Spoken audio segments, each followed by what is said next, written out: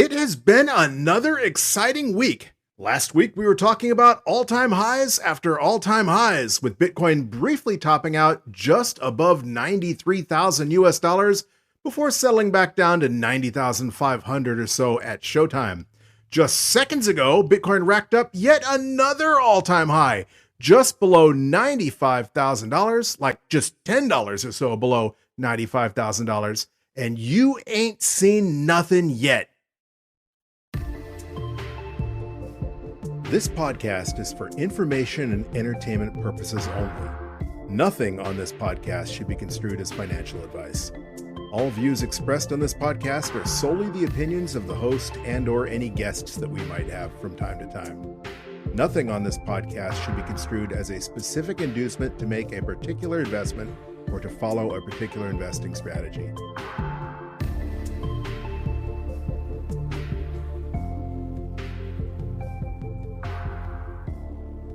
Guten Tag, Buenos Dias, Morgen, and welcome to episode 189 of the Bitcoin Bulletin Podcast.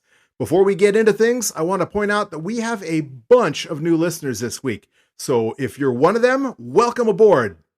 Bitcoin is within striking distance easily of fulfilling all of the predictions of hitting $100,000 by the end of this year. And the reasons to be bullish on Bitcoin keep stacking up.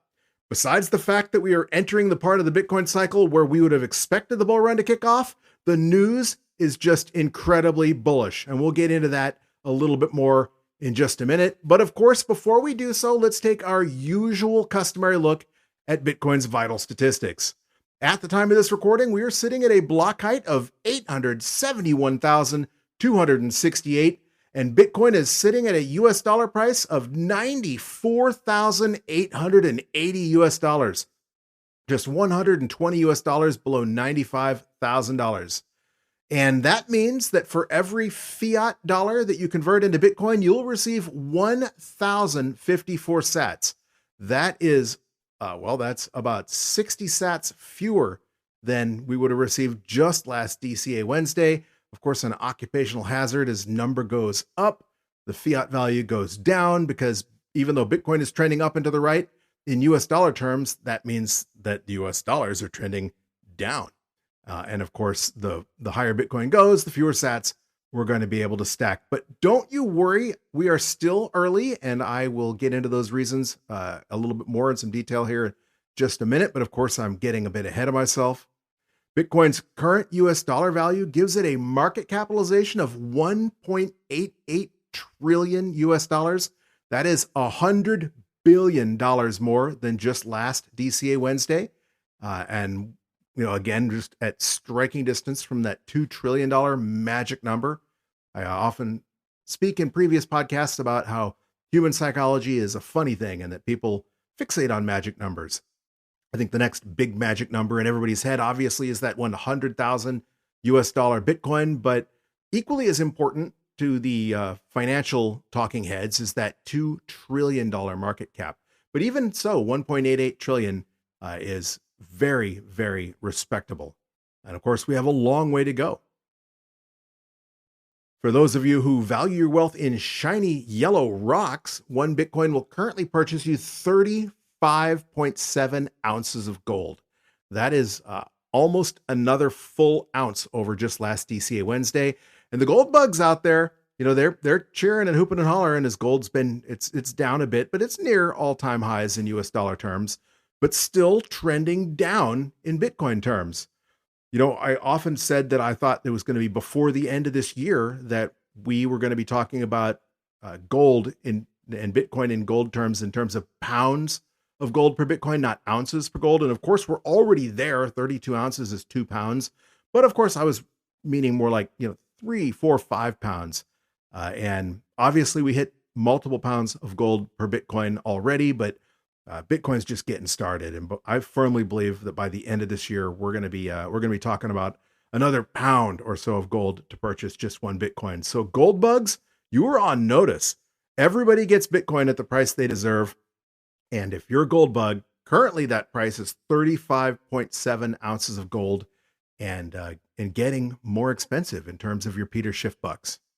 For those of you who value your wealth in pizza, One Bitcoin will currently purchase you 5,306 large pepperoni pizzas from Papa John's.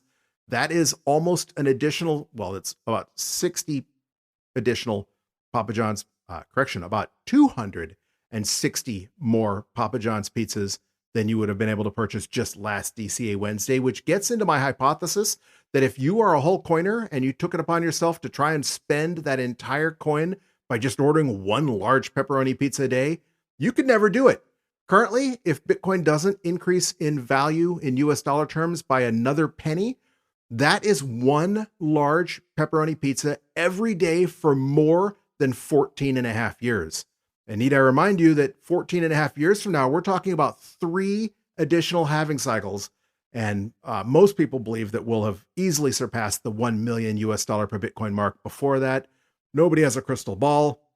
I can only imagine where we'll be in 14 and a half years. But as the US dollar value of Bitcoin continues up and to the right, pizza trends to zero in Bitcoin terms. And so I think before you got anywhere near 14 and a half years from now, the price of Bitcoin had appreciated so much that we'd be talking about an infinite amount of pizza effectively. So one of those things that's designed to pump forever, the number of pizzas you could purchase for just one Bitcoin. If nothing else, it's really cool to know that if you're sitting out there and you have one Bitcoin in your hardware wallet, if nothing else, you can order a pizza a day every day for the next 14 and a half years at current US dollar value. All right, that metric that you know has been my favorite for the entire history of this podcast, or maybe you don't know if you're one of the many people just joining us for the first time, is Bitcoin's 24-hour average transaction rate. This has been one of those metrics I've been following just because, well, I started reading the vital statistics, and I noticed that every time Bitcoin was pumping, the average transaction rate was pumping. And you would assume that would be the case because more people are buying Bitcoin or moving Bitcoin. There's more excitement, more hype. So you'd expect more activity. If that were purely the case, though, you would expect to see the same thing when Bitcoin is dumping. During the bear market, during the winter, when Bitcoin was retracing 30, 40, 50% or more, and people were bailing out of Bitcoin, the normies were fleeing, thinking it was over. The media was telling you that Bitcoin was dead once again. You would expect that the number of transactions per second would be pumping as well. That has not been the case. And I'm not a transaction analysis kind of guy. You should know that if you're a regular listener to this show. But so this is just one of those things that's an observation. But during the more than 3 years that I've been doing this podcast, almost without fail, every time the average transaction volume was up, the price was running. And when the transaction volume was down, the price was down, as opposed to anytime there's a lot of activity, price-wise, the on-chain activity should be through the roof. So currently this week, that is holding true as well. And we are looking at right now 8.18 transactions per second on chain, up from last week's already impressive 6.59 transactions per second. In fact, scrolling through my notes, this is the second highest average transaction volume I'm seeing. I'm scrolling through pages and pages of notes here, and the next highest I see was 8.42 transactions per second. About a month ago we were at 8.2, but the highest I see in all of my notes was 8.42 transactions about 3 months ago. So really, really respectable on-chain activity. Hopefully that's you plebs out there trying to soak up as many Satoshis as you can while people are still silly enough to trade you soon to be worthless fiat paper for those Satoshis. Speaking of on-chain activity, of course, high activity volume would necessarily mean that the mempools are absolutely chock full of pending transactions. And Clark Moody's dashboard mempool is reflecting that, showing 197,768 pending transactions, up about 12,000 transactions just since last DCA Wednesday. Of course, last DCA Wednesday was up about 80,000 transactions, so that number is trending back up. Mempool.space's mempool is telling a similar story. Last week, they were looking about 267,000 transactions for the mempool, and that has surged to 298,319 transactions. I'm scrolling through the notes here, and I'm not seeing a whole lot of days that had more activity than that pending in the mempool. Looking all the way back through this year, I only see one time when there were more transactions pending in mempool.space's mempool And that was back on October 16th. So really only a month ago when they had a full 300,283 transactions pending. Of course, back at previous times when the mempools were chock full, a lot of that was those spam transactions, ordinals, inscriptions, those BRC20 tokens, etc. So maybe some of that is the case, although I would posit, if I had to purely guess, and of course you can get into the minutia at mempool.space and see what exactly makes up those transactions a little bit more in detail. But if I had to posit a guess, I'd say that there's a larger percentage of actual peer-to-peer Bitcoin transactions as opposed to spam transactions making up that metric tonight. And of course, with all the increased activity on chain, if you need to send an on-chain transaction, it is a little bit more expensive this week as well. Clark Moody's fee estimator says that if you want to guarantee that an on-chain transaction is included in the next block or two, you need to include a fee of 36 sats per VByte, up from just 21 sats per VByte last week and 4 sats per VByte the week before. So as the hype starts to build and there's more on-chain activity, obviously on-chain transactions get a little bit more expensive. They're not that bad still, though, especially harkening back to back in 2017 during the peak there, the all-time high. Even though Bitcoin was in the teens US dollar wise, the Satoshis it took to get a transaction to clear were ginormous, to the fact that $50 or more was routinely what was required to be mined in the next block. So we're not even 10% of the way to that kind of lunacy as far as crazy high fees go. And Clark Moody's dashboard is saying that if you have up to a day to wait, that a fee of just 2 sats per VByte will eventually be confirmed. Of course, that goes with my own observations as well. I've mentioned many times that usually over the weekend or at night when it's nighttime in the United States and Europe, when that overlaps and most of the people in either the USA or Europe are asleep, that fees tend to taper way off. And that's probably the case. Although, if you do have a priority transaction that you just absolutely have to have mined in the next block and you're wanting to lowball those fees, make sure that you go to mempool.space or Clark Moody's dashboard or wherever you prefer to get your data, and make sure you know what kind of fees are included or are necessary. So you don't include a fee that's just way more than you need to spend. And you also don't end up with a transaction that takes forever to get confirmed. Mempool.space, their fee estimator is telling a similar story. Usually they have a slightly different estimation of what kind of fees it takes to be included in the next block or two. And they're saying that a fee of 31 sats per VByte will get you in the next block. So that's pretty close to Clark Moody's 36 sats per VByte. At the current price of Bitcoin, that works out to $4.12. Still a lot cheaper than the $50 range. And imagine what those Satoshis, if you had spent $50 in transaction fees in 2017, what those would be worth now with Bitcoin almost 5x in price, more than 5x, depending on when in 2017 we're talking. Mempool.space is saying if you have a medium priority transaction, you still need to include a fee of 29 sats per VByte. A low priority transaction should include a fee of 26 sats per VByte, and a no priority transaction should have a fee of at least 4 sats per VByte. Plebs, this is where second layer solutions are important.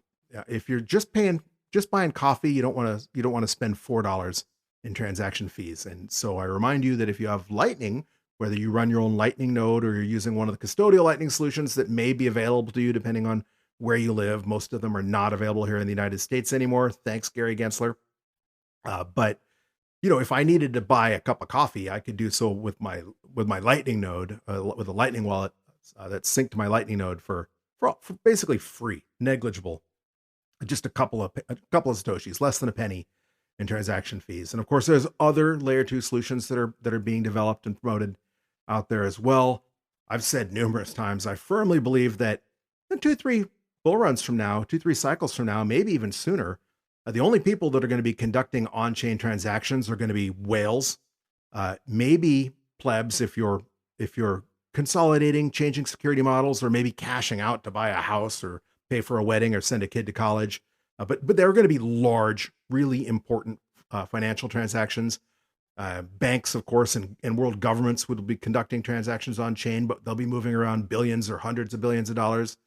And then us plebs will be using Lightning or whatever the next best layer 2 solution or layer 3 solution that comes along is. The core protocol, the base layer of Bitcoin, is often been described, and I've described it as well, as like the invention of the internet.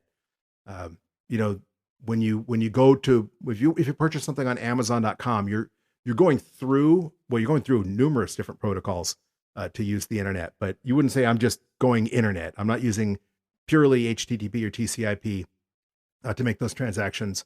If you're streaming this podcast, for example, you're using solutions that were built layer after layer upon the original invention of the internet. And the same thing will happen with Bitcoin. Getting off on another tangent there, and wasn't part of my notes, so forgive me if I jumbled any of that up. But moving right along, since the last DCA Wednesday, the difficulty it takes to mine a block of Bitcoin had a relatively small increase. It got 0.6% harder to mine the next block. If you don't know, Bitcoin adjusts the difficulty that it takes to mine a block every 2016 blocks, which works out to be about every 2 weeks, but sometimes it's a little faster or a little slower, depending on how fast those blocks are coming in on average. It does so with the goal of having one block come in on average once every 10 minutes. Even if the average over 2016 blocks works out to exactly 10 minutes, some of those blocks came in back to back, and some of those blocks came in maybe an hour or longer in between blocks, because it's really basically random chance. Currently, we are 1,660 blocks away from the next difficulty adjustment. That's going to be about 10 days from now, sometime on December 2nd. And depending on where you get your data, it's going to be a substantial increase, anywhere from 1.9% to 14.1%. And this gets into what I was saying, why it's so important that Satoshi set that as an average of 2016 blocks, because, if it was just an average of the less than 400 blocks that we've had since the difficulty adjustment, we'd be looking at a huge difficulty adjustment of 14.1% or more, when that isn't necessarily going to be what's called for. We've got, we're obviously less than halfway, and a lot of those blocks that come in during the next 10 days are going to come in significantly slower than 10 minutes.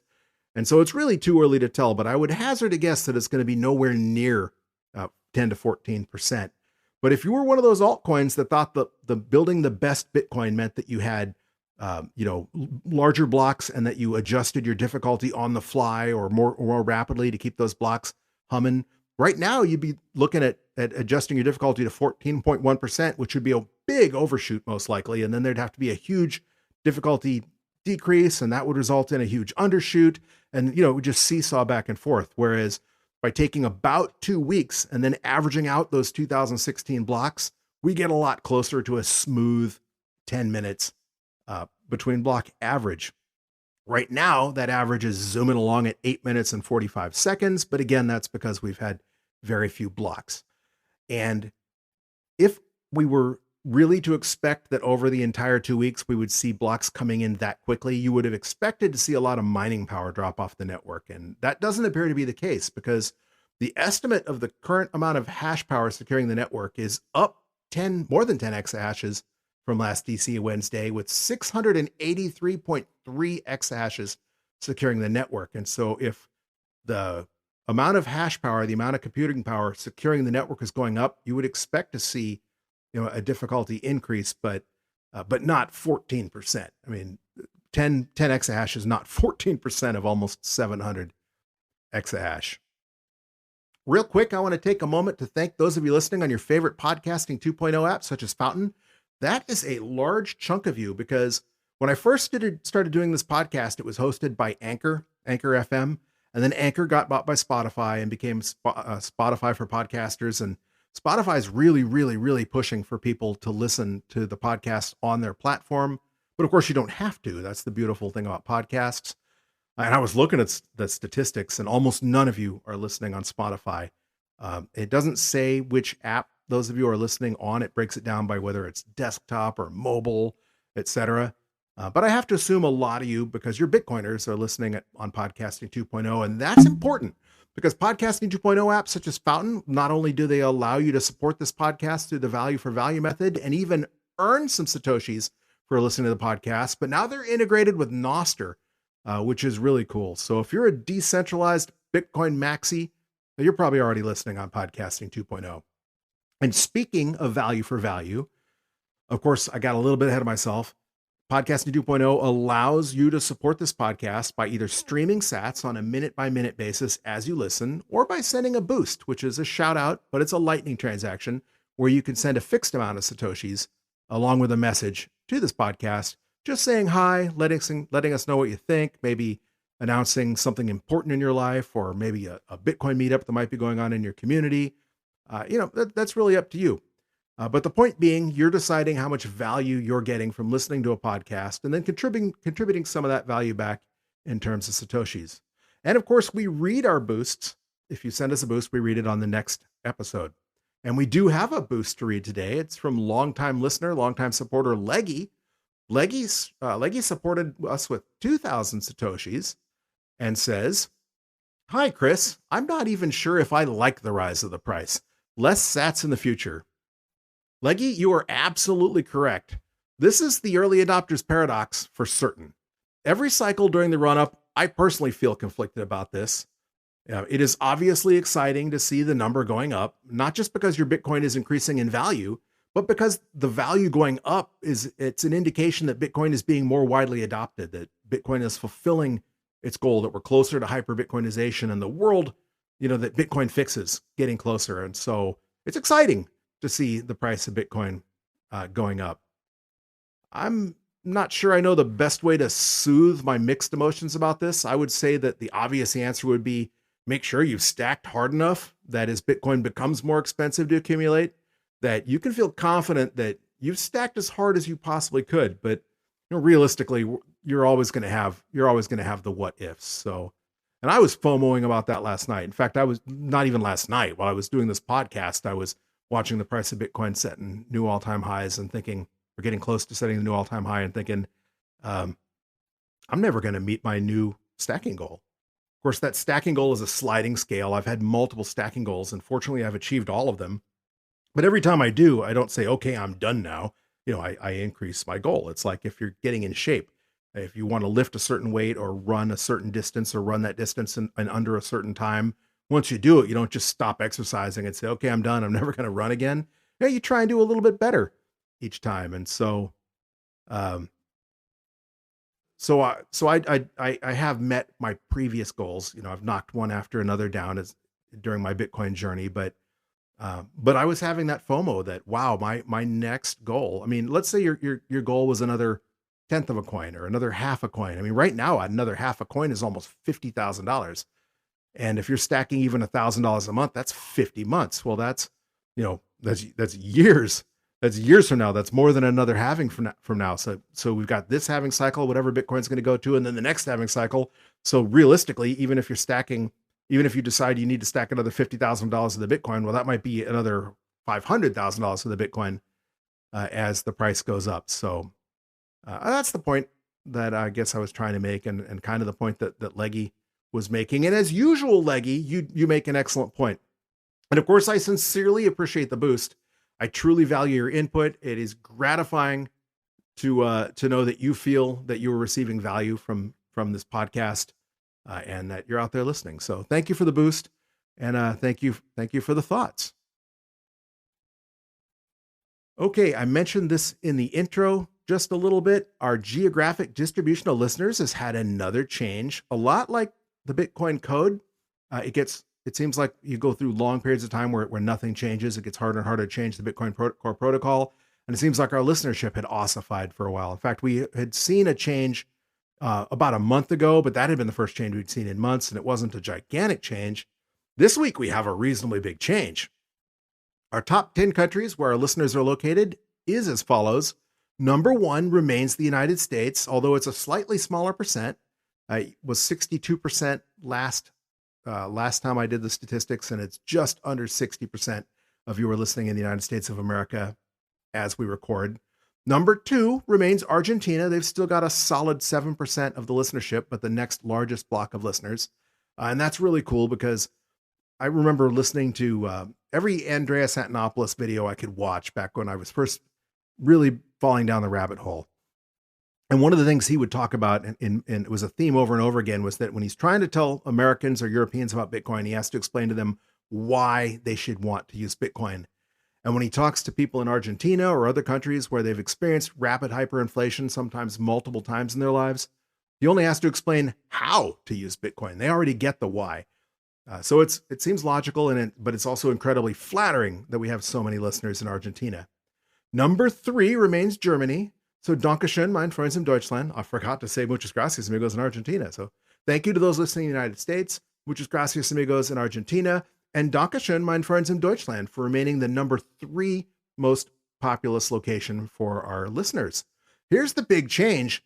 Singapore has vaulted from number 7 to number 4, making up 6% of our listenership, whereas last DCA Wednesday, they only made up 1% of our listenership. So a lot of new listeners are joining us from Singapore. So thank you for those of you who are listening from Singapore. Apa kabar?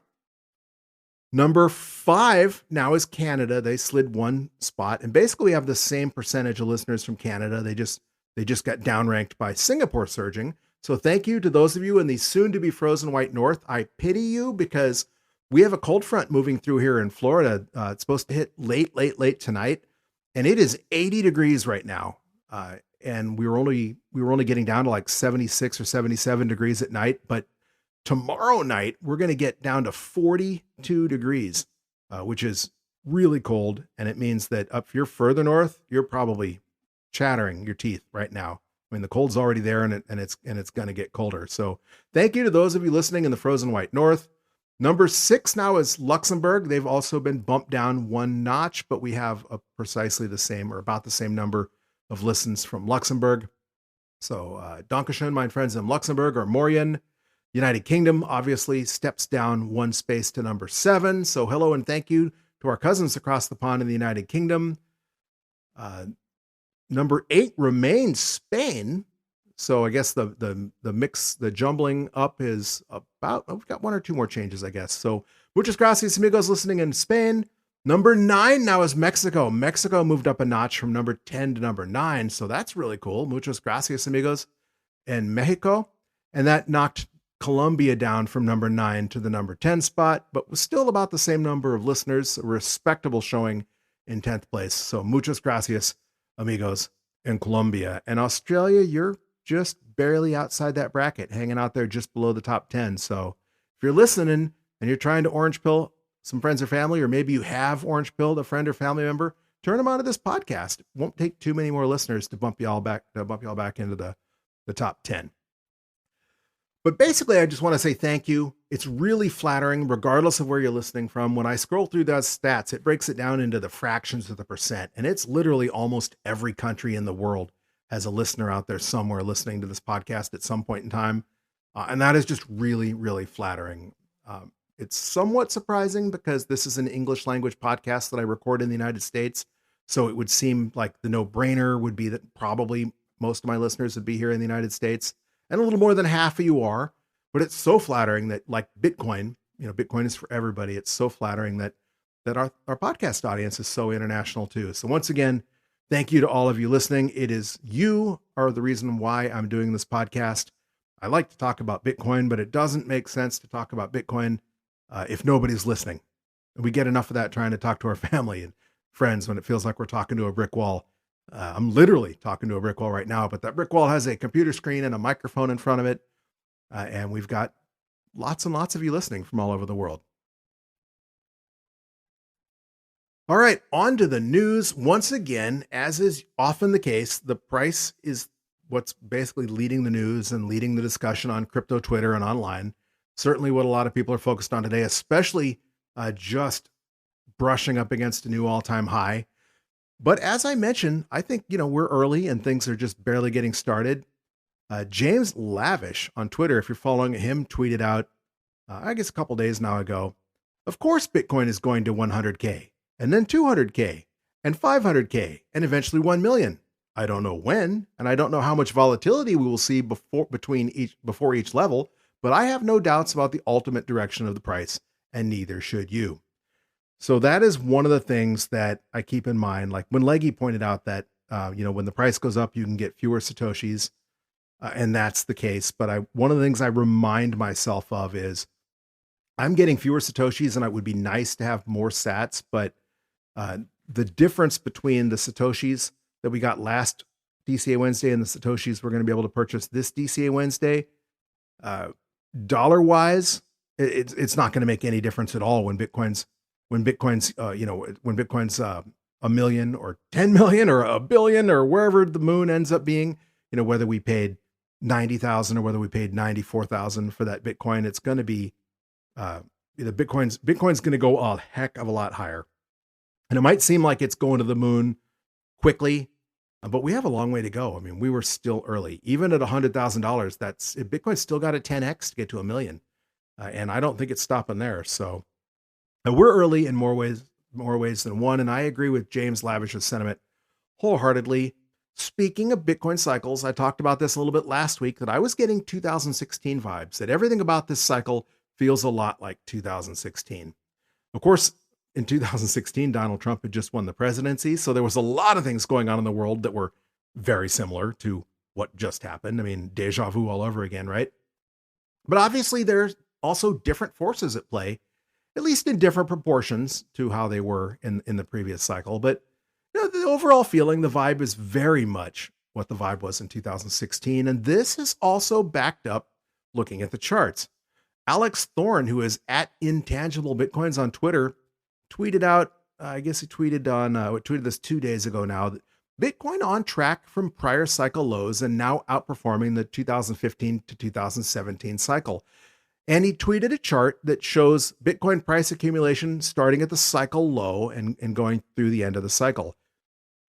And of course, you have the 2011 cycle low, not having 2015 cycle low, 2018 cycle low, and the 2020 cycle low. And the 2011 2013 cycle low to end a cycle is kind of an outlier. That's way up to the top of the chart. If you're not following Alex Thorne, look him up on Twitter. It's at Intangible Bitcoins, and look at the chart. But the other halving cycles are a lot closer intertwined down below the 2011 to 2013 line. But recently, the current halving cycle line, the 2020 low, is serpentining along the 2015 to 2017 line. And so, for those of you who might thinking, wow, we got the cycle bull run early, and those of you last week when we were only in the 70s, or 2 weeks ago when we were only in the 70s, they were calling the cycle over already. Just looking at how the performance has basically matched the 2016 halving cycle, at least from the cycle low in 2015 on, goes to show you that, if that continues, you ain't seen nothing yet, because the big bend upwards in that chart is several months away still. And of course, that's how it should be. If history doesn't repeat, but it at least rhymes, you don't expect to see the ultimate all-time high, the final all-time high before we have a retracement and the cycles start over again, until a year to 18 months after the halving. The halving happened in April of 2016, April of 2024. So you would expect no earlier than April of 2025 to be the blow off top. More likely, it would be more like October or November of 2025 before we reach whatever the ultimate cycle all-time high is. And that's if we don't end up with, the super cycle that a lot of people talk about. And that the super cycle theory is something that raises its specter, it raises its head pretty much every cycle. It's at least the third cycle I've heard it mentioned, thinking that once Bitcoin becomes adopted widely enough, it'll never have an 80% retracement, because people just keep pouring more and more money into it, and it'll become a self-fulfilling prophecy. Maybe there's a lot of truth to that when you start talking about the funds, people's 401ks, things that are on autopilot, on set it and forget it, where, normies have a couple $100s or whatever, a fixed portion taken out of their paycheck, every paycheck, and it's just invested for them. So it doesn't really take into account what the price of Bitcoin is. It just buys every paycheck. And so that, if that's the case, we would expect to see more and more Bitcoin getting soaked up, and maybe that kind of thing would lead to a super cycle. Of course, more Bitcoin coming off the market and being held in cold storage or in maybe national treasuries. It's something that could certainly lead to at least a reduction in the retracements, because the nation states presumably aren't going to dump all their Bitcoin at the top.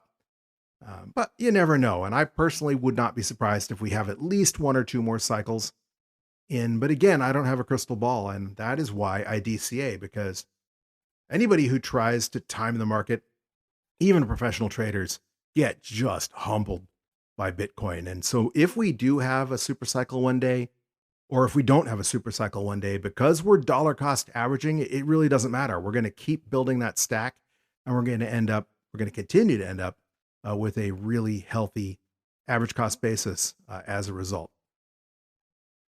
One of the things that I remember from previous cycles is that one of the clues that you're getting near the top, it's kind of like the stock market crash in 1929, when they said that the kid shining your shoes and the guy selling newspapers on the corner was telling everybody about their stock portfolio. And, in 2017, it was Uber drivers were showing off their Bitcoin or their altcoin portfolios and giving you investment advice. And people that are, brand new to Bitcoin, but are quote unquote all in all of a sudden.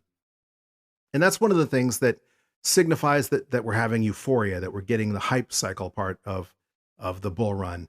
And when you have that hype cycle, that only lasts for so long. And part of that is those normies.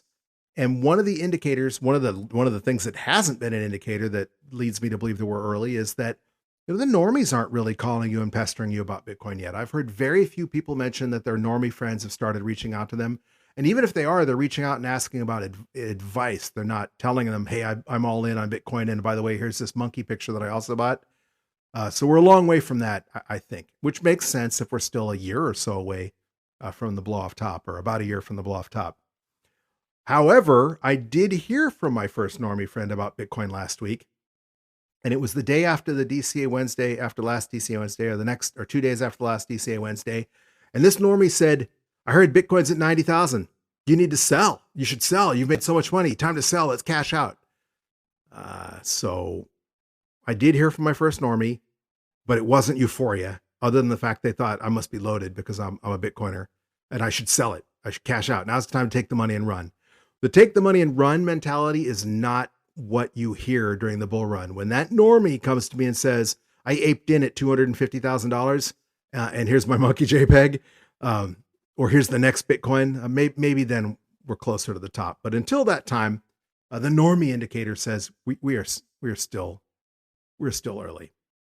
Of course, I also expect that same normie or the same normies that are telling you to sell, or they're still making fun of you for being a Bitcoiner. Those are the same people that 4 years from now are going to be the ones dismissing you as lucky for having purchased Bitcoin under 100K, even though right now, while I'm talking, they still have the opportunity to do so. This and the fact that cycles, like I said, usually top out more than a year after the halving, give me great confidence that you ain't seen nothing yet. This bull run is just getting started. But speaking of those forces at play, Blockchain Daily News tweeted this morning, or this after, I guess it was late last night. Breaking news, spot Bitcoin ETFs now hold over 1 million Bitcoin, accumulating 5% of the total supply in less than a year. I mean, I've said it before and I'll say it again. Plebs, stop selling your Satoshis to BlackRock. Stop selling your Bitcoin to Wall Street, because they are buying more than is being mined, which means somebody's selling. And that's just unfortunate, because every Satoshi that BlackRock soaks up that the United States puts into its Bitcoin treasury, or that El Salvador puts into its Bitcoin treasury, that MicroStrategy puts in their Bitcoin treasury, is a Satoshi that you and I are not going to be able to use as Satoshi intended, as a peer-to-peer electronic currency. But if you want to talk about pouring gasoline on the fire, there's your supply shock. There's your demand shock. The supply of Bitcoin was already cut in half of the freshly mined Bitcoin, and the demand has just been pouring in less than a year. Basically, just since before the halving, they've purchased 5% of the total supply of Bitcoin. Mind-boggling when you think about it. Investors Business Daily had an article this afternoon about Bitcoin ETFs, but in this case, it was about a more traditional financial institutions and abilities, financial normies, abilities to pour into Bitcoin, and actually pouring into Bitcoin, with the headline, Bitcoin nears $95,000 as first Bitcoin ETF option sees huge volumes. The article says Bitcoin notched another record high near $95,000 Wednesday as cryptocurrencies continue to trend higher in the wake of the U.S. election results. Meanwhile, BlackRock and Grayscale introduced options for their spot Bitcoin ETFs.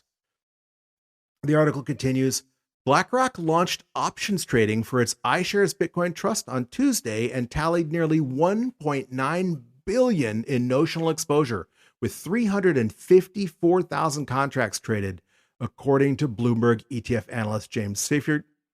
The action includes 289,000 calls and 65,000 puts, representing a 4.4 to 1 call to put ratio. That indicates the larger number of investors believe Bitcoin's price will move higher compared to those hedging against a potential decline. Now, there has been a lot of debate on Bitcoin Twitter about options and whether that's good for Bitcoin or bad for Bitcoin price. Many people have speculated that options trading, being able to short and buy, be able to short Bitcoin or be able to short or long the ETFs now, will lead to price manipulation. But it has also been pointed out of every commodity, every asset that's ever had options launched, the price in US dollars has gone up and to the right dramatically after those options launched. So empirically, the historical evidence is that this too will be good for Bitcoin's price. And certainly the people that are trading these options believe so as well, with a 4.4 to 1 call to put ratio. Another thing that is definitely different this time is the level of nation state FOMO. Of course, last cycle we had El Salvador adopt Bitcoin as legal tender. But as we talked about last week, this is going to be the first time. This is the first cycle, the first halving that El Salvador has been through, the first post-halving bull run. This will be the cycle that vindicates that strategy. And it isn't just El Salvador that countries will be watching. Of course, the last 2 weeks, all eyes have been on the United States, where there's growing confidence that the U.S. will implement a strategic Bitcoin reserve. The legislation to establish it, if you recall, has already been unveiled by Cynthia Lummis at the Bitcoin conference in Nashville this summer. Obviously, this is going to trigger other countries to want to do the same because, like it or not, regardless of how long it remains the case, the U.S. is still the leading economic force in the world. You know, the petrodollar, the U.S. dollar, is still the global reserve asset. We, as Bitcoiners, assume that will eventually be replaced by Bitcoin, but in the meantime, that's not the case. And maybe the strategic reserve is how Bitcoin becomes the global reserve asset, as the United States accumulates a strategic reserve. Maybe the US dollar kind of becomes backed by Bitcoin, or even if it doesn't, if the US dollar collapses and the United States is left over with a huge surplus of Bitcoin, a huge treasury reserve of Bitcoin, then they start needing to trade that Bitcoin for things like, the oil they need to keep our military functioning and settling trade, et cetera, in Bitcoin. Who knows how that's going to play out? But either way, what happens in the United States tends to happen in other free countries around the world. And obviously, like I said, there are only so many Bitcoins out there, only 21 million, not even quite 21 million Bitcoin in existence. And as countries try to gobble them up, the only way they're going to be able to have billions of dollars of the Bitcoin is if they're paying billions of dollars for a smaller number of Satoshis. Speaking of other countries, I'm not even going to try and pronounce this guy's name. I guess I will. It's Sławomir Mencen.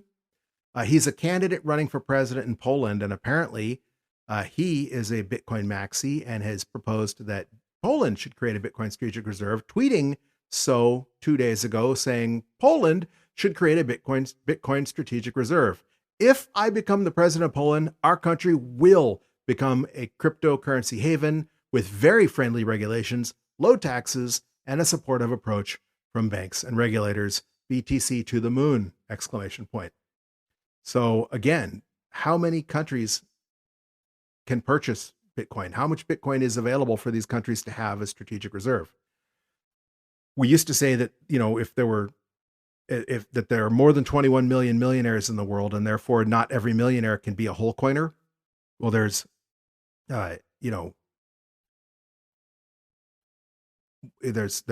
obviously fewer countries than 21 million out there, but they're talking about vastly larger quantities of Bitcoin when you're talking about nation state strategic reserves.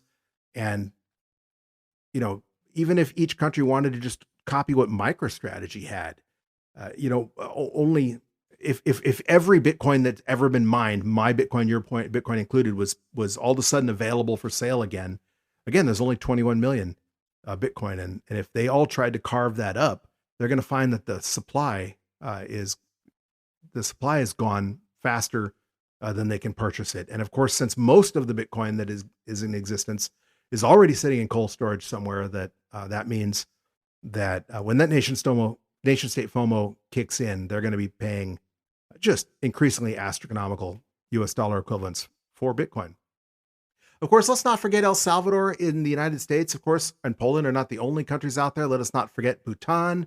Bhutan has been accumulating Bitcoin. They've been mining Bitcoin for quite some time. And Watcher Guru tweeted this afternoon, just in 39% of Bhutan's GDP is in Bitcoin, totaling $1.14 billion, a respectable amount of Bitcoin for a country with a population that, is relatively small, like Bhutan's. That is absolutely amazing. So that's one of the things I really liked about El Salvador being the first country to get on a Bitcoin standard, was the little guy, the underdog, was going to have an asymmetric advantage because they got in first. Same thing with Bhutan, the little country of Bhutan. Imagine them being one of the biggest global financial powerhouses in the world because they were smart enough to get into Bitcoin before the United States did. And they ran the United States significantly, just like El Salvador did. Poland, if that presidential candidate is elected, will be coming along after Bitcoin or after the United States, in the global nation state FOMO race. But it's getting pretty exciting out there. All right. I had another note here about how you can tell where you are in a Bitcoin cycle based on the memes. I think I spoke about this. It was probably a year or more ago, where I was talking about some of the cool songs, Bitcoin songs that came out in the previous bull runs, and some of them from like 2012, way older. But at least as recently as the last bull run we had some Bitcoin songs out there and some great Bitcoin memes. Of course, that classic roller coaster guy meme, which I think is now officially a jinx, but we haven't really seen the level or caliber of memes yet this cycle. When we see the normies aping in, when we see the euphoria phase, I expect to see the memes flying, the funny videos flying, the creative Bitcoin songs out there. Remember when Reason Magazine did that song Bitcoin Billionaire? That was pretty funny. Or even before then, when Whitey Cracker did Bitcoin Baron, some of the more popular songs from Having Cycles Past. But one of the memes that I saw yesterday kind of got me thinking about this. The memes are picking up and the memes are getting fun again. The memes aren't just, Lena Sichet always has her really great little hodler comics. They're kind of a hybrid between a comic strip and a meme. Sometimes they're just one frame memes basically, and other times they're, entire story comic boards. But the point being, the memes are just starting to heat up. There've always been memes. They're just starting to get really good. And this one I love. Fiat has no choice, or Fiat has no chance, who is at PlebSignalBTC on Twitter, tweeted, "My gift to everyone I know in real life this Christmas." And it's a candle sitting on a countertop with a Christmas light wrapped around it, and it's lit, like a candle commercial. But the candle flavor is "Smells like I was right about Bitcoin." That's the kind of meme that I want to see, that indicates that the plebs are getting excited, that the post-traumatic stress disorder from the long crab market from the Bitcoin winter are over, that Bitcoin's starting to get fun again. And the really, really fun phase of Bitcoin usually only lasts about a year before we have that retracement and just the party mentality, where even people, even like Matt Odell, who coined the phrase "stay humble and stack sats," start getting euphoric and start saying things like 100K by conference day, and not being unhumble, the exact opposite of humble, not very humble. That's an indication that things are getting frothy in the bull market. One other thing that is being heavily debated on the Bitcoin Twitter space right now is whether or not you should purchase MicroStrategy or Bitcoin. Hodlers should hold whether or not hodlers should hold MicroStrategy stock or just keep stacking the underlying asset. Of course, this is a no-brainer. Nothing has changed that would make me disregard the time-trusted mantra of "not your keys, not your coins." Can you make more money, at least in the short term, on MicroStrategy? Maybe. MicroStrategy has certainly outperformed BTC recently, but it feels silly to have to remind people that this is pure speculation. That uh, this is also pure high time preference thinking. It's things that are basically antithetical to the whole Bitcoiner ethos. Maybe there's credence to holding MicroStrategy with the money you have tied up in a retirement account like your 401k or your IRA. Money that you maybe you're currently paying into a 401k through your job, or your employer's matching your funds, so it's like free money to contribute to an IRA. So maybe you're rolling that into MicroStrategy. But even then, you can get closer to holding the underlying asset through the ETFs, possibly. Um, there are plenty of compelling arguments for simply taking the tax hit and taking your IRA and converting it to self-custody Bitcoin, or at least rolling that IRA over to a Bitcoin IRA. Obviously, if this is a current IRA or current 401k through your employer and you have to maintain it with them, maybe the argument is MicroStrategy. But every place I've worked where we had an employer matched 401k, it was, we didn't get that kind of granular control. You had usually like three choices, the conservative, the moderate, or the aggressive plans, and they determined what the mix of stocks or investments you were going to hold was based on, the custodian of the plan did, based on whether you wanted to be conservative, in which case you're probably just only buying bonds, or aggressive, buying whatever the latest hot stocks are. But the point being, even so, if you're one of those people that's in the boat where you have an IRA, you've got your employer matching your money, so that money cannot go into Bitcoin. If that's the case and you're allowed to buy MicroStrategy with it, maybe that's a good play. You do you, but I got to remind you that, you got into this for the Bitcoin fixes this thing, not for MicroStrategy fixes this, not for being a Moonboy Lambo guy. You're in this because you have a low time preference. You want to maybe leave a legacy for your kids or your grandchildren one day. You want to end wars. You want to, end wasteful government spending.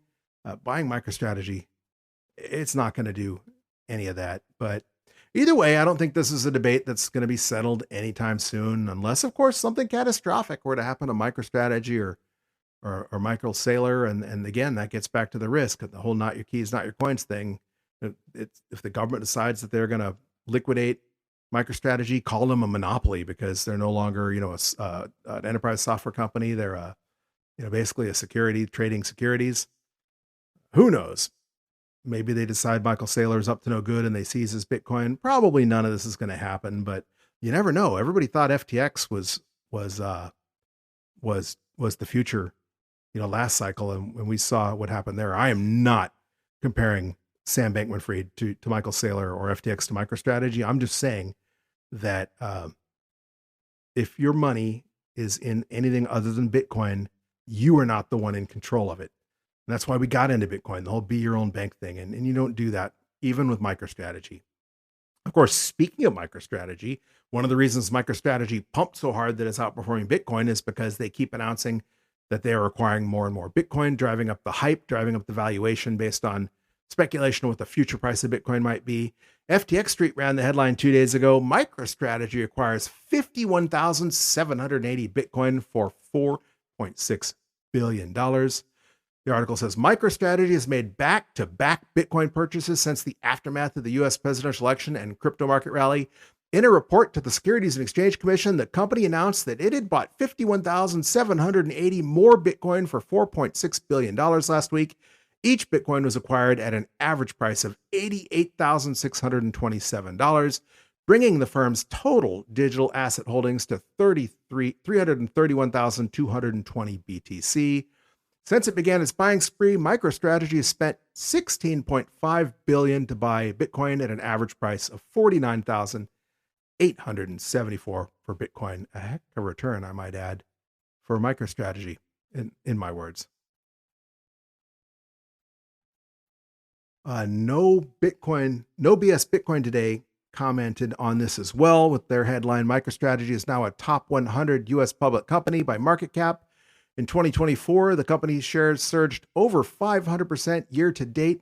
Obviously, that outperforms Bitcoin at our 150% year to date. and outperformed NVIDIA over 5 years, gaining 2,739% versus NVIDIA's 2,688%. This growth occurred despite MicroStrategy adopting Bitcoin as a treasury asset only in August of 2020, while Bitcoin itself increased over 100% in the same period. In related news, MicroStrategy's chairman Michael Saylor is going to pitch Bitcoin to the board of directors at Microsoft Corporation. He's also offering Bitcoin strategy advice to Rumble's CEO, Chris Pavlovski. So that's the part I actually find most interesting about that article was the exchange on Twitter between Michael Saylor and Chris Pavlovski, which echoed the exchange on Twitter when Elon Musk said, can you even add Bitcoin or can you even buy large amounts of Bitcoin for your balance sheet or whatever? And Michael Saylor replied that yes, and he'd be happy to share his playbook. And we know what that happened, how Elon feels about Bitcoin now, and he's a big Bitcoin holder. So the interesting thing is that in the same way, Michael Saylor's reached out to the CEO of Rumble, and in a similar manner, well, not a similar manner. The reason he's speaking to Microsoft is basically that investor, the activist investor who owns enough stock that they were able to get an agenda item on the conference, also forced the meeting with Michael Saylor. But you never know. MicroStrategy and Microsoft are similar companies. They were both software companies. They're both legacy software companies. And they both have a large pile of cash. Michael Saylor was worried about that melting ice cube with the valuation eating away steadily at the value of their treasury asset. And so for him, the no-brainer was to put it into Bitcoin. Maybe he'll be able to sell Microsoft as well. I guess only time will tell. Another company, though, also according to No BS Bitcoin, is adding Bitcoin to their treasury. Cosmos Health adds Bitcoin to its treasury. A Chicago-based global healthcare group issued a press release stating that it has adopted a strategy to include Bitcoin and Ethereum as part of its treasury reserve assets. My words now, if you've noticed, Ethereum is more than 25-30% off from their 2021 all-time high.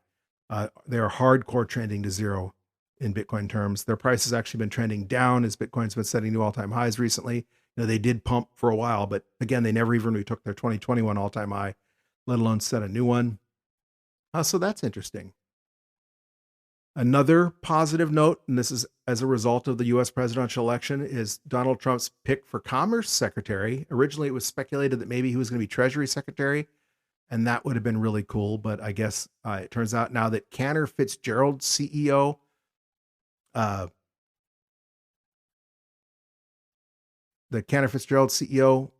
Lutnick, is now going to be Commerce Secretary, which is still an important, cabinet position in the United States government. Robert F. Kennedy Jr. tweeted about this a couple of days ago when he says, Bitcoin is the currency of freedom, a hedge against inflation for middle-class Americans, a remedy against the dollar's downgrade from the world's reserve currency, and the off-ramp from a ruinous national debt. Bitcoin will have no stronger advocate than Howard Lutnick. Of course, when he tweeted that, it was widely expected that Howard Lutnick was going to be Treasury Secretary. But either way, this is still just night and day, 180-degree opposite of the outgoing administration. And that, of course, is why we've seen so much optimism in the Bitcoin markets as a result, with Bitcoin just pumping the second the election was over.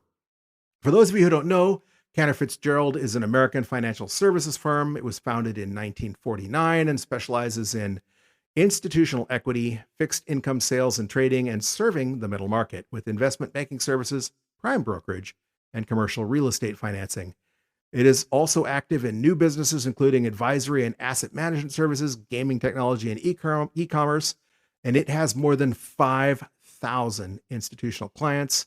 It is one of the 24 primary dealers that are authorized to trade U.S. government securities with the Federal Reserve Bank of New York.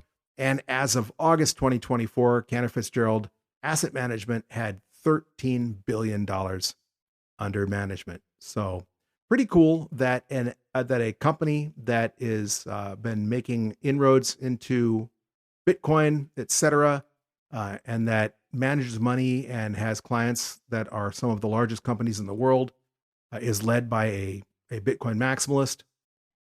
I should remind you that Cantor Fitzgerald is the company that holds all of the treasuries that back the stablecoin Tether. It's USDT stablecoin. So that's pretty cool. All right, moving along. One of the things I want to talk about that doesn't really have anything to do with Bitcoin per se is what's going on in London right now with the farmer protest. Of course, farmers in London are upset about an inheritance tax on their farms. They're right to be upset. The inheritance tax is one of the reasons we no longer have as many we have almost no small family farms in the United States. I come from a family with a farming background in Iowa, and none of my family is involved in farming anymore. Consolidated Agriculture, ConAgra, bought all of their land. And in the 1980s, this was a big thing. John Cougar Mellencamp sang the famous song Blood on the Scarecrow about the farmers going out of business. And in part of the song, he gives a little bit of hint as why, basically saying the crops that grew last summer were not enough to pay the loan. Couldn't buy the seed to plant this spring, and the farmers' bank foreclosed. Well, one of the reasons that these farmers are in such debt is because farming, that's a salt of the earth job. I mean, that's a very, very working class job. It's hard work. You don't make a lot of money. You might sell millions of dollars of the corn, but the profit margin is it's not there at all some years, and it's very small. But, as real estate goes up, as the dollar is devalued primarily, the land that these farms own is worth a lot. So when a farmer passes away and they leave their farm to their kids, it isn't that the kids want to move to New York and work for Google. It's that they don't have a choice. Those that do stay have to take huge loans to pay their inheritance taxes on their family farm. Most of them choose not to, and they just flat out sell the property. That's what happened with all the farmland my family used to own. My grandparents' house is a hospital now, and there's a neighborhood where my great-grandparents' farm used to be. And that's really sad, and I haven't been back to Iowa since that all happened years and years and years ago, because I don't want to drive by the fields that I grew up playing in, picking berries, running through the corn, playing hide and seek.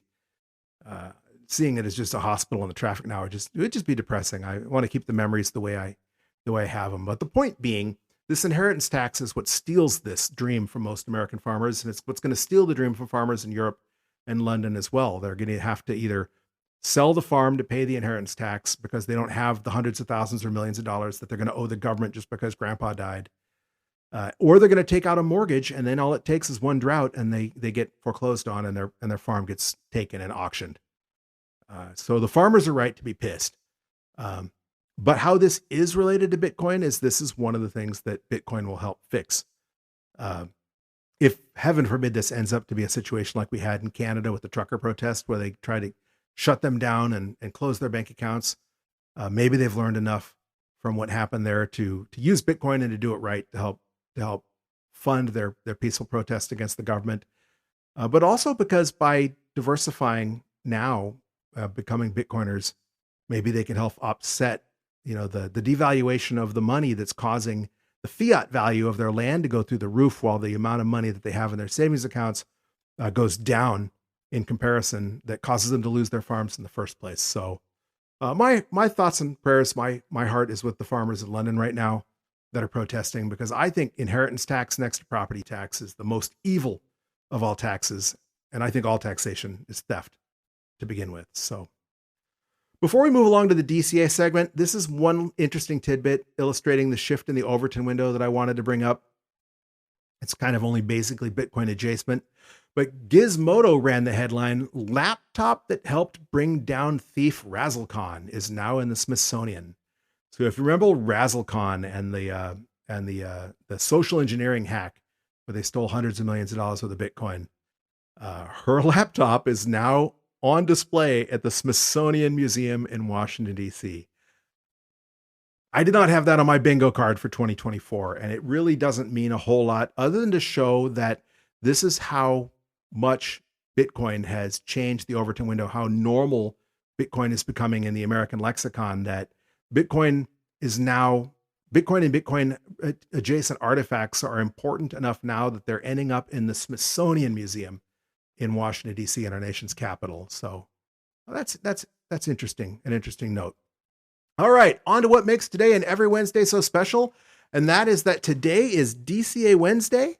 What is DCA, you might ask? Well, for those of you who are just joining us, DCA is short for dollar cost averaging, and dollar cost averaging is an investment strategy where you invest your money in equal portions at regular intervals, regardless of price. For example, this is going to be our 174th stack. I started stacking every DCA Wednesday. We began our DCA Wednesday series all the way back on July 28th, 2021. So our regular interval we chose as weekly on Wednesdays.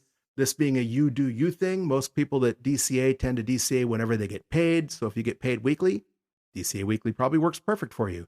If you get paid every other week, like I used to when I had a normal job, then maybe you would DCA every other week when you have that paycheck available to invest with. But also we chose our equal portion to be just $20 US. And I did that because, well, we have people of all stripes, of all walks of life listening to this podcast. And for some of you, maybe $20 a week is nothing. But for some of you, it might be. So again, this is a you do you. If you're the sort of person that your dollar cost averaging is $10,000 or $100,000 a whack, then again, this is a you do you thing. That's a decision you need to make. But if you're listening to me right now and you're in a place where $20 US is a lot of money and you can scrape it up, but you don't think it'll make a difference, I'll posit to you that it will make a difference and that we've proven that it has made a difference, because in the 173 DCA Wednesdays where we stacked just $20 US, we converted $3,460 US. All of a sudden, a lot of money. If $20 is a big chunk of money, if $20 is a significant amount of money where you're listening, 3,460 is a lot more. And you were able to stack that much away, just $20 a week. But more importantly, that $3,460 purchased us a stack of more than 10 million Satoshis, 10,132,926 sats. And that puts you in the global elite one day financially, because as we've said, the estimates are all over the place based on how many Bitcoin are lost and how many people there really are in the world. But if we do achieve hyper-Bitcoinization, when we achieve hyper-Bitcoinization, and you try and spread out even 21 million Bitcoin amongst the global population, which you can't do, just like the businesses and countries can't stack it all because people like you, me, and Michael Saylor have our little pieces of the pie already and they ain't getting them. But even if you could divide 21 million Satoshis evenly by the entire population of the world, that works out to around 200,000 to 250,000 sats per individual. And if you've been stacking alongside us these last 3.5 years, you've already stacked 10 million sats. So more than 10x the amount of sats that the average person will ever be able to hope to stack when they finally get on the ball, when they finally get off zero. Perhaps as importantly, though, we stacked at an average purchase price now of just $34,146.11, significantly less expensive than Bitcoin's current price and way less expensive than what Bitcoin's US dollar value will be by the end of the year, by the end of next year, and 4 years from now, certainly 10, 20 years from now. So to grow that stack, as usual, I'm going to stack using the handy dandy Cash App. Cash App is not a sponsor of the show. I just like them. I think they're the easiest way to stack small amounts of sats, at least the easiest way that's available to me here in the United States. But again, this is a you do you thing. Cash App isn't even available to most of the world. But if it is, if you're not using it and you decide you want to use it, please consider scrolling through the show notes and clicking on the referral code in the show notes. Because if you sign up with Cash App using the referral code, you'll get $5 free just for signing up. And the podcast will get $5 as well, which I will immediately convert into Satoshis.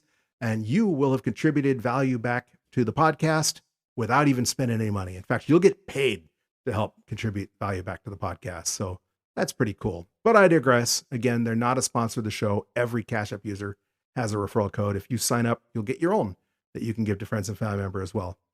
So I have Cash App open. I have $20 there on Cash App as usual. I only have $20 this time, exactly 20, because I got reimbursed for something last week and I kept it on Cash App because I knew I was going to need it for DCA Wednesday. So it's just a matter of tapping Bitcoin, tapping buy, entering $20, tapping confirm, and boom, just like that, we've added 20,625 more sats to our stack. As Leggy pointed out, that is fewer sats than we were able to purchase last DCA Wednesday. In fact, almost 1,000 fewer sats than we were able to purchase last week, but still a respectable amount of Satoshis, still basically 10% of what the average person will ever be able to hope to stack. You know, if that number of a maximum of 250,000 Satoshis per person comes true. And I think it's going to be far less than that because, again, that's dividing all the Bitcoin evenly amongst everybody. And some Bitcoin is just flat out lost. So we're now 20,625 Satoshis further ahead of the average normie when they finally decide to get off zero. That brings our total stack up now to 10,153,551 sats. It increases our average cost basis by another $127.61, but still our average purchase price is still only $34,273.72. And that is not too shabby, considering the price of Bitcoin is right around $95,000. And speaking of $95,000, according to Clark Moody's dashboard, and according to, I'm looking at CoinDesk as well, or Coinbase as well, Bitcoin briefly exceeded $95,000 when I've been talking. So while we were doing this show, Bitcoin set a new all-time high. Fortunately, we were able to purchase just a little bit below that.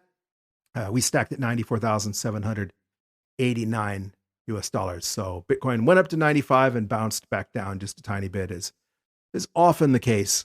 It's not a steady up and to the right unless you zoom out. Before I go, I want to thank, again, those of you listening on your favorite podcasting 2.0 app, such as Fountain. But I would also ask you to help support the podcast in a non-monetary way by feeding that algorithm monster. You can do that by rating and reviewing this podcast, regardless of what app you're listening to this podcast on. And depending on which app, that varies. But basically, like, for example, on Apple Podcast, you can give this up to a 5-star rating. Relatively easy. Again, that varies. But however you do it and however you choose to rate the podcast, the most important thing is that you rate the podcast, because even a bad rating still feeds that algorithm monster. Of course, I would really appreciate a 5-star rating.